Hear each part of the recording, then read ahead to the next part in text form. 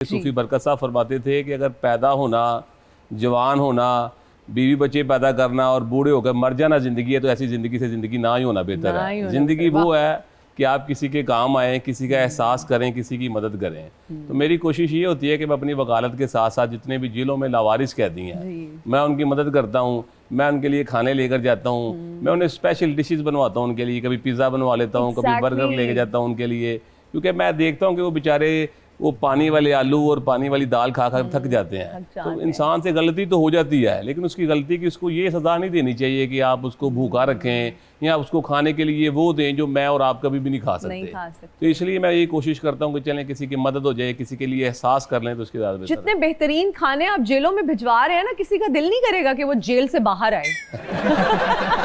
और अब तो सर्दियां भी आ गई हैं, तो वो कंबल वगैरह आपने भिजवा दिए? जी इंशाल्लाह ताला कंबल भी भेजेंगे, तकिए भी भेजेंगे, गद्दे भी भेजेंगे। बात पता क्या होती है, इंसान की ज़िंदगी का मकसद सिर्फ ये है कि आप किसी दूसरे के काम आए। अपने काम तो इंसान आता ही रहता है, लेकिन अगर आप अपनी ज़िंदगी में से सिर्फ 20% किसी दूसरे के काम आ जाएंगे ना, तो आपकी ज़िंदगी बड़ी खूबसूरत हो जाएगी। अच्छा, जितने हमारे जेलों में कैदी हैं, एक फ़हीम खोकर से काम नहीं चलने वाला। मुझे लगता है हर शहर में आप जैसे 6-7 लोग होंगे तो हमारा सिस्टम बेहतर होगा, बेहतरी आएगी। बड़े सारे वकला हजरात मुझसे दूसरे शहरों से रब्ता करते हैं। वो कहते हैं कि वकील साहब, हमें आपको देखकर दिल करता है कि हम भी लावारिस कैदियों के लिए काम करें। तो बड़े सारे शहरों में, कसूर में, सियालकोट में, साहिवाल में, ऐसे शहरों में वकला हजरात जो हैं वो मुझसे राब्ते में रहते हैं और वो लावारिस कैदियों के लिए अब से काम स्टार्ट कर रहे हैं। तो मुझे खुशी होती है कि चलें, अगर मेरी तरफ से या मेरे पैगाम से वकला हजरात किसी अच्छे काम में पड़ गए हैं, तो मेरी इसमें तो ये कामयाबी ही है ना, कामयाबी है। बिल्कुल। नजर अब्बास साहब, कैसे हैं आप? मैं ठीक हूँ, शुक्र अल्लाह का। बोलियों को एक नया अंग दिया है आपने। हम सुनते थे पिंडों में, डेरों में, अब आप उसको यूनिवर्सिटियों तक ले आए हैं। ये जो ट्रांजिशन है कि आप पिंड से उसको लेकर यूनिवर्सिटी तक आ गए हैं, है ना, कैसा फील करते हैं? बहुत अच्छा फील कर रहा हूँ। पंजाबी माँ बोली को अपना, उस बोली का प्रचार कर रहा हूँ। यूनिवर्सिटी तक तो नहीं, अब तो पूरी दुनिया में बच्चे को पता है बोली होती क्या है। अच्छा, जिस स्पीड से आप आगे जा रहे हैं यूनिवर्सिटी से, अब तो मुझे क्यों लग रहा है कि एक दिन आप व्हाइट हाउस में परफॉर्म कर रहे होंगे इंशाल्लाह। तो इंटरनेशनली अभी तक परफॉर्म किया है? जी, कनाडा से लेटर आया हुआ है, जाना है पढ़ने कनाडा में। पढ़ने? जी। कौन? बोलियां पढ़ने? जी, बोलियां। अच्छा, मुझे लगा वैसे डिग्री हासिल करने जा रहे हैं कनाडा। ये डिग्री से भी बड़ी चीज है। ये तो है, ये तो है, इसमें कोई एक मरी चीज को दोबारा जिंदा करना कोई छोटा काम नहीं है। ये पंजाबी की बोली सिर्फ खत्म हो गई थी, मैं लेके निकला हूँ इसको। तो आपकी तालीम क्या है? तालीम मेरी FA है। FA? मेरी फैमिली टोटल मेडिकल से रिलेटेड है, सारे डॉक्टर्स टोटल, और मैं बोलियों का डॉक्टर बन गया। नहीं तो काराला ने क्या, तू बेटा तू कंपाउंडर ही बन जा। उनको पता है ये हमसे भी बड़ा बन गया है। क्योंकि अगर घर में डॉक्टर्स हो ना तो बड़ा प्रेशर होता है। जी फहीम साहब, क्या थोड़ा सा हम आपकी लाइफ में डेल्व करते हैं, क्योंकि सोशल मीडिया पे तो हम आपको देखते ही रहते हैं, हम सुनते ही रहते हैं, बड़ा जबरदस्त कंटेंट होता है। बचपन से क्या शौक था कि मैंने बनना है एडवोकेट? मुझे बचपन में पुलिस में जाने का शौक था। 2-3 बार मैंने एग्जाम्स दिए, लेकिन मैं नाकाम हो गया। फिर मैंने सोचा कि मैं वकील बनूंगा। फिर अल्हम्दुलिल्लाह मैं पाकिस्तान का इस वक्त वही वाहिद वकील हूँ जिसको 8.5 मिलियन लोग सोशल मीडिया पे फॉलो करते हैं। और अल्हम्दुलिल्लाह मैंने लोगों को घर बैठे कानून सिखाया है, मैंने लोगों को घर बैठे वकील बना दिया है। मैंने लोगों को जो रस्म व रवाज के मुतालिक जो होते हैं कवानीन, वो मैंने घर बैठे बता दिए हैं कि अगर पुलिस आपको नाके पर रोकती है तो आपकी हिफाजती तदाबीर क्या होंगी, अगर आपकी बहन बेटी के सामान जहेज़ का मसला है तो आपकी हिफाजती तदाबीर क्या होंगी, अगर आपकी कुछ जगह पर कब्जा करने आ रहा है तो आपकी हिफाजती तदाबीर क्या होंगी। तो मैंने ऐसे लोगों को घर बैठे ही, समझ लें, सोशल मीडिया पर एक किताब दे दी है जिससे अब लोग बआसानी से अपनी वकालत सीख लेते हैं और अपनी जो हिफाजत है या अपने जान माल की हिफाजत है या अपनी बहन बेटी की हिफाजत है वो बआसानी से कर लेते हैं। नजर अब्बास साहब, इतना हम जिक्र कर रहे हैं बोलियों का, आप प्लीज कुछ सुनाइए ना।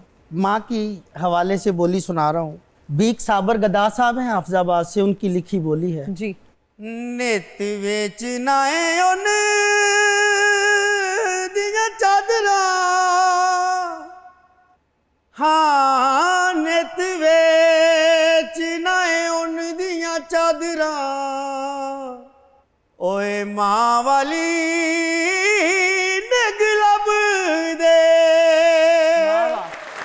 कुछ और भी सुनाई थी। माँ के हवाले से एक बोली और है। जी प्लीज।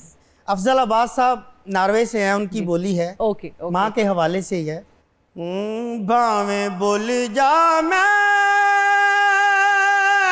पुत्रा,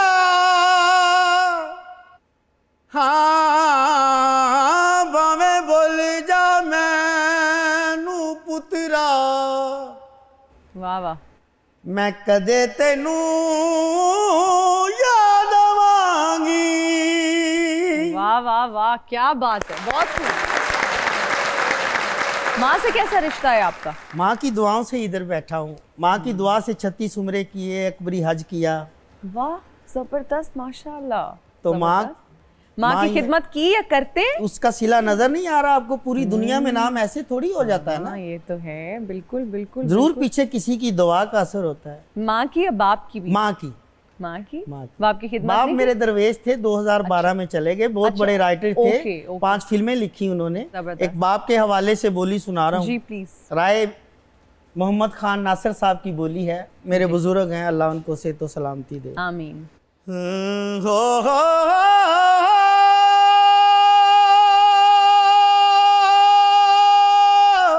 वाह वाह। हाँ तेनू थोप ते नहीं लगी मेरे पुत्रा, तेनू थोप ते नहीं लगी मेरे पुत्रा, वाह ओ मेरे पावे सवेलूस गए। वाह वाह वाह वाह। फहीम खोखर साहब, जी जी। सोशल मीडिया पे कुछ लोग बहुत अच्छा मीनिंगफुल कंटेंट बनाते हैं, किसी की मदद हो जाती है, जिस तरह इंफॉर्मेटिव वीडियोस होती हैं। जी, जी। मैं समझती हूँ कि एडवोकेट अब्दुल मतीन साहब की भी वीडियोस बहुत अच्छी होती हैं, आपका जी। कंटेंट भी बड़ा अच्छा होता है। आप दोनों की दोस्ती है? अदालत में मुलाकात हो जाती है, किसी जगह पे आमना सामना मुखालफत में भी हो जाता है, जब साहिल के साथ जाते हैं। जाहिर सी बात है, अगर वो मेरे ओपोनेंट वकील होंगे हाँ जी। तो फिर साहिल के सामने अगर आप अपने मुखालिफ वकील से सलाम लेना, तो फिर साहिल ये समझता है कि जनाब हमारा वकील बिक गया है। बिक गया सबसे है। पहले इल्जाम ये लगता है। तो फिर आप आंखें रूटीन चुरा में लेते हैं होता है। उनको देख के, तो अगर फिर वो यही आपके होता है कि हम एक दूसरे को कहा होता है कि यार बाद में मिलेंगे। इसलिए कोशिश अच्छा बाद में मिलेंगे, बाद में दोस्ती है? बाद में दोस्ती है। कानून की जब हम बात करते हैं कि जी ये सबके लिए बराबर है, अमीर और गरीब का पिस बेचारा गरीब ही रहा है नहीं। जेलों में। ये सबसे बड़ा झूठ है। आपने कभी दीवार पर लिखा हुआ देखा होगा, पुलिस स्टेशन की हर दीवार पर लिखते हैं कि नफरत इंसान से नहीं जुर्म से है, लेकिन मैं कहता हूँ गारंटी से कि इंसान से नफरत है, जुर्म से तो ये लोग प्यार करते हैं। आप यकीन करें कि एक इज्जतदार बंदा, एक कॉटन के सूट पहन के बंदा, अच्छी गाड़ी में बंदा थाने जाए ना, तो ऐसा उसको साथ बिठाकर चाय भी पिलाता है। और एक माड़ा बंदा, कमजोर बंदा अगर थाने चला जाए तो सबसे पहले उसको थाने का संगतरी गाली देता है, उसको अंदर नहीं जाने देता, वो थाने के दरवाजे के अंदर नहीं दाखिल हो सकता। और बेचारा अगर गलती से एसएचओ के कमरे तक पहुंच जाए तो एसएचओ सबसे पहले मुहर्रर को आवाज देकर गाली देता है, एनू अंदर की नहीं आने देता है।